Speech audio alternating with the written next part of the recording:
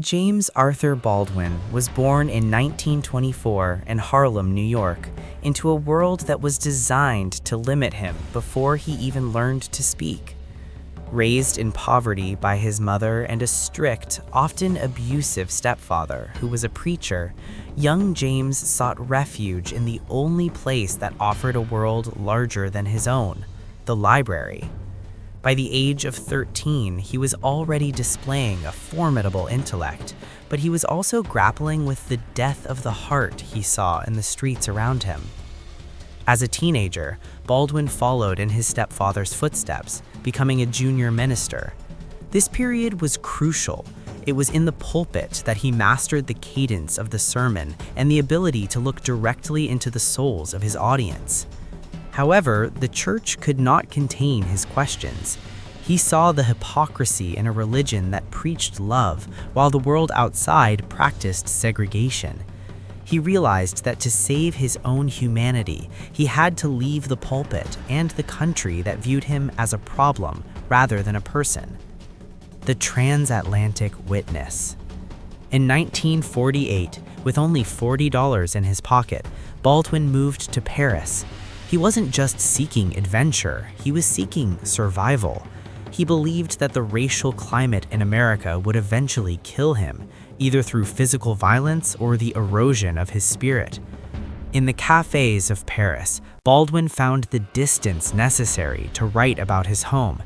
It was here that he produced masterpieces like Go Tell It on the Mountain and Giovanni's Room, exploring the intersections of race, religion, and sexuality with a bravery that was decades ahead of its time. Despite the relative freedom of Europe, Baldwin could not remain a bystander while his friends and peers, Medgar Evers, Malcolm X, and Martin Luther King Jr., risked their lives in the civil rights movement. He returned to the United States in the late 1950s, not as a politician, but as a witness. He used his pen and his voice to bridge the gap between the white majority's comfortable ignorance and the black community's lived reality. The Prophecy of 1963. The interview with Kenneth Clark in 1963, which you referenced, marked a turning point. Baldwin was no longer just a novelist, he was a philosopher of the American soul. He looked into the camera and articulated a terrifying truth, that the Negro problem was actually a white problem. He argued that the cruelty of the majority wasn't always a conscious choice of malice, but a heedless, unthinking refusal to see black people as fully human. He warned that if the American heart did not wake up, the fire next time would be inevitable. He saw that the systems of oppression were becoming institutionalized, so quiet and normal that they would persist even after the whites-only signs were taken down. He predicted a future where the moral apathy of the majority would allow systemic inequity to thrive under the guise of progress. The final act and a global legacy. As the 1960s gave way to the 70s and 80s, Baldwin witnessed the assassination of his closest allies. The trauma of these losses took a terrible toll on him. He moved back to the south of France, to a house in St. Paul de Vence, which became a sanctuary for artists and activists from around the world. Even in his later years, Baldwin never stopped writing.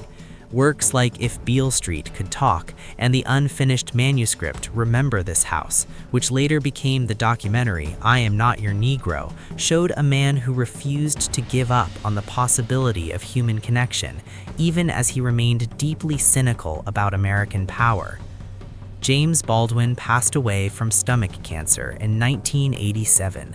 He died a world-renowned figure, yet he felt he had failed to make America truly listen. He spent his final years emphasizing that history is not the past, it is the present. He believed that until we confront the lies we tell ourselves about our history, we are trapped within it. Today, Baldwin's 60-year-old insights feel more urgent because the moral apathy he described has evolved. We live in an era of digital echoes and systemic complexities that Baldwin foresaw. The dehumanization isn't always found in a shouted slur. It is found in the unthinking algorithms, the unheedless policy decisions, and the death of the heart that occurs when we become desensitized to suffering through a screen.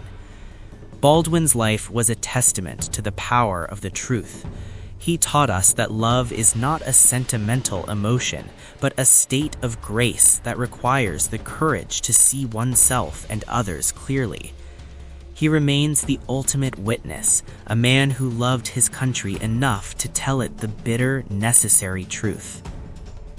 The closing chapters of James Baldwin's life were not spent in a quiet, satisfied retirement, but in a state of profound, restless reflection.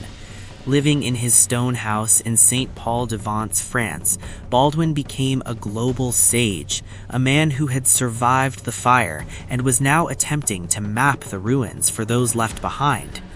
Though his body began to fail him, his mind remained a razor cutting through the global hypocrisy that mirrored the American struggles he had spent his life chronicling. In his final years, Baldwin's work took on a more somber, almost haunting tone. He looked at the world and saw that the moral apathy he warned Kenneth Clark about in 1963 had not dissipated. It had merely changed its clothes. He saw a world that was becoming more integrated on the surface, but remained deeply segregated in its soul. He realized that the death of the heart he spoke of was a terminal condition for any civilization that refused to recognize the humanity of its most vulnerable members.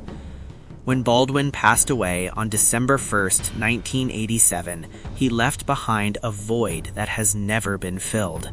He didn't just leave behind books, he left behind a blueprint for how to be a witness. To Baldwin, being a witness meant more than just seeing. It meant the agonizing labor of describing what you see, even when the world demands that you keep your eyes shut.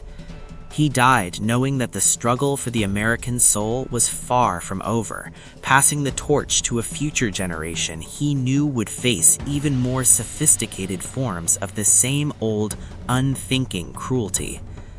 Today, 60 years after that prophetic interview, we are living in the world Baldwin feared. We see his heedless majority in the way modern society prioritizes comfort over justice and data over dignity. We see the death of the heart in our collective inability to feel the weight of a life lost if that life doesn't look like our own. Baldwin's greatness lay in his refusal to offer easy hope. He knew that hope was a dangerous thing if it wasn't earned through a brutal confrontation with the truth. As we look back at his journey, from the pulpits of Harlem to the streets of Paris, from the front lines of the South to the quiet hills of France, we see a man who never stopped believing that we could be better, even as he watched us fail. His death was not an end, but a transition of his voice into the atmosphere of the human conscience. James Baldwin remains the mirror we are often too afraid to look into, reminding us that the fire next time is not a threat from the outside, but the inevitable result of a heart that has forgotten to beat for its neighbor. His life serves as a final, elegant command, to look at the world as it is, to love it enough to change it, and to never, under any circumstances, allow our hearts to die while we are still alive.